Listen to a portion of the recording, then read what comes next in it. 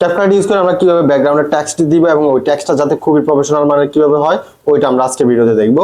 ওকে, first হচ্ছে আমার যে ভিডিও ক্লিপটা, আমি ভিডিও যে জায়গাটা দিতে চাই, যেমন আমার এখানে কি কোর্সের মতো কোর্স, আমি জাস্ট কোর্স লেখাটা ব্যাকগ্রাউন্ডে দিব। তো এটার জন্য আমার কি করতে হবে, আমার যদি আমি পুরোটার ব্যাকগ্রাউন্ড রিমুভ করতে চাই পুরো ক্লিপটা, তাহলে অনেক বেশি সময় লাগবে। এই জন্য আমি জাস্ট যে অংশটার পিছনে আমি দিতে চাই অতটুকু অংশ আমি নিব, নিয়ে কাট করব, কাট করে এটাকে আমি ডাবল ক্লিক করব। ডাবল ক্লিক করার পর সেম যে জায়গা থেকে কাট করছি ওই দুই জায়গার সাথে মিলাই ওই নিচের ক্লিপটার সাথে সমান সমান এতটুকু লেয়ার রাখবো আমি, যাতে দোনোটাই একই দেখা যায়। ওকে, একই। ওকে, দেন হচ্ছে আমাদের ক্যাপকাট একটা সুন্দর একটা সিস্টেম আছে, এটা হচ্ছে অটো রিমুভাল, যেটা অন্যান্য আমরা যদি আফটার প্রিমিয়ার প্রতি করতে চাই আমার মাস্কিং করে আমি জাস্ট আমার এটাকে আলাদা করতে হবে, বাট এটাতে এক ক্লিকে পুরোটা রিমুভাল হয়ে যাচ্ছে। যেমন আমি এই ক্লিপটা যদি ভিজুয়াল করে দেখেন, আমার জাস্ট এই ক্লিপটাকে কোনো ট্র্যাকিং করতে হচ্ছে না, কিছু করতে হচ্ছে না, আমার পুরো ক্লিপটা অবজেক্টটা রেখে বাকি সব রিমুভ করে দিয়েছে। ওকে, এখন আমি এই যে টেক্সটটা আছে এটার মধ্যে আমি লিখবো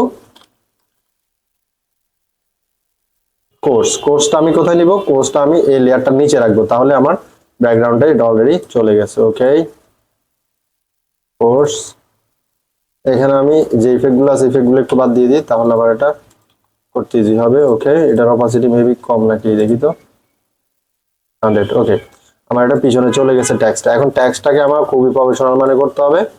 এটার জন্য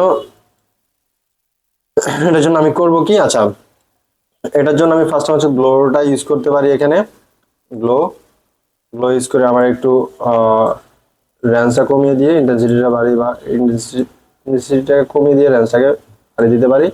এখানে আমার ফন্টটা ইউজ করতে পারি, Helvetica. Okay, that's cool. Just এখানে আমি এখানে একটু পরে রাখবো, তাহলে আমার এটা ওকে। এখানে আমি অ্যানিমেশন অ্যাড করতে পারি, অ্যানিমেশনটা অ্যাড করে দিলাম। ওকে, অ্যানিমেশন অ্যাড করলাম।